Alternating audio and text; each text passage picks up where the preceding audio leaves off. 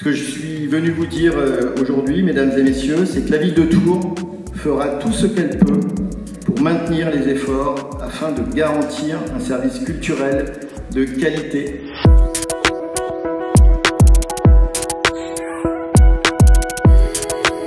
Alors aujourd'hui, c'est la rentrée culturelle de la ville de Tours. Les différents établissements culturels de la ville, les établissements municipaux, et puis aussi tous les établissements qui sont partenaires de la ville de Tours, les grands établissements. Il y avait des stands, et puis c'est l'occasion pour les passants de tomber sur ces stands et puis de se dire tiens pourquoi pas. Et puis aussi dans les différentes bibliothèques et différents musées étaient gratuits aujourd'hui. Alors c'est vrai qu'on a une politique culturelle qui est très transversale, c'est-à-dire qu'on ait aussi un impact sur le social, sur l'urbanisme, sur la biodiversité, et on a à cœur de défendre les droits culturels, de défendre l'art dans l'espace public, l'art et le vivant. Donc voilà, on va poursuivre les grands dispositifs qui ont déjà été mis en place, les arts à l'école, la deuxième édition du comité citoyen pour la culture.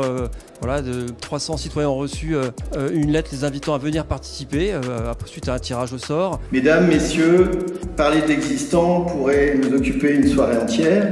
Ce que je suis venu vous dire aujourd'hui, mesdames et messieurs, c'est que la ville de Tours fera tout ce qu'elle peut pour maintenir les efforts afin de garantir un service culturel de qualité.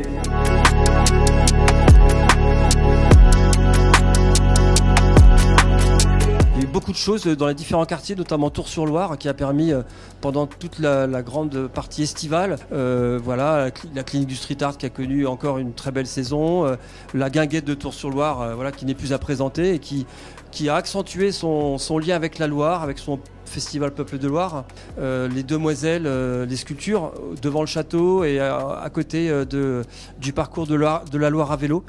Quand on voyage un petit peu, et puis surtout quand les gens d'extérieur viennent sur Tours, ils disent en fait Tours, il y a des scènes artistiques d'une très grande diversité et d'une très grande qualité. Qui tient à cœur, c'est de poursuivre les différentes politiques qu'on a mis en place. Vraiment, on a une ville, notamment les musées. On a des musées qui sont peut-être pas considérés à leur bonne valeur, à leur vraie valeur. On a des publics qui sont touchés de plein fouet par la crise et beaucoup plus que d'autres, et que la simplification d'accès et un accès gratuit, c'est le premier service public culturel dans les quartiers.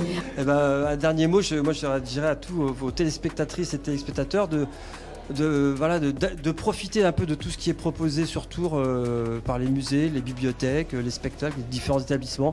Et puis sortez, allez voir les spectacles.